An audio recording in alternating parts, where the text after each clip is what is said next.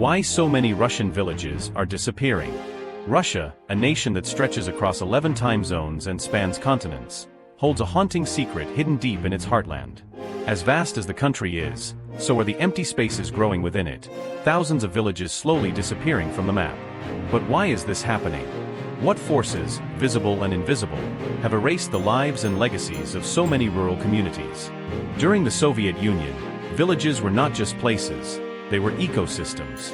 With the rise of kolkhozes and sovkhozes, collective and state farms, millions of people were employed, fed, and kept in tight-knit rural communities. These communities were vibrant and self-sufficient, with generations living side by side, sharing work, hardships, and celebrations. The village was the soul of the Russian peasant, a keeper of tradition, and the foundation of local economies.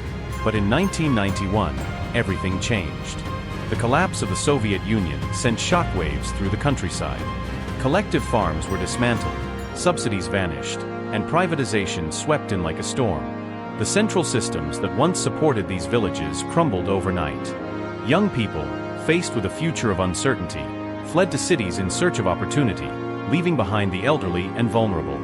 Entire communities, once reliant on state support, were left without a safety net or direction. Many villages became ghost towns almost overnight. Schools closed, clinics disappeared, shops ran out of business, and buses stopped running. With no basic infrastructure or job prospects, even those who stayed found themselves isolated from the modern world. As the older generations passed away, many villages died with them. The remaining residents live in a strange kind of limbo, still rooted to the land, yet cut off from the rest of the world, surviving on memory and resilience. By the early 2000s, Russia officially recorded over 13,000 fully abandoned villages. By 2020, that number had grown to more than 20,000. And unofficial estimates suggest even higher figures. In regions like Pskov, Tver, and Vologda, entire districts now contain more empty homes than inhabited ones. Satellite imagery reveals entire patches of land where once thriving communities have vanished without a trace. These aren't just statistics. Each number represents a lost world. The wilderness has begun to take back what was once human. Wolves and bears roam freely through old barns. Trees put from kitchen floor. Entire villages are now swallowed by the forest. The silence of these places is deafening, a fading echo of once bustling communities. Nature doesn't wait, it erases the past with vines, roots, and snowfall.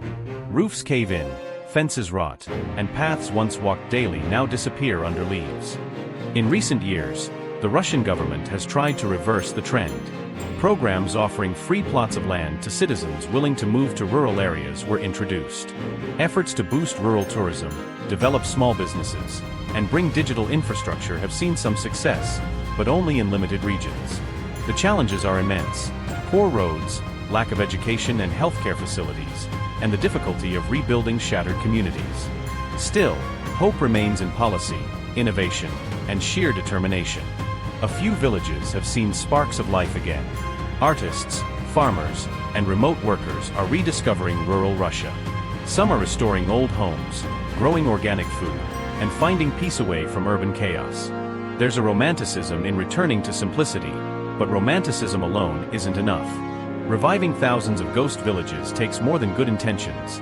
It demands long-term investment, healthcare, education, and connectivity. Without these pillars, any revival risks being short-lived. Each abandoned village is more than just decaying wood and brick. It is a graveyard of stories, culture, and identity. A forgotten song in the Russian symphony.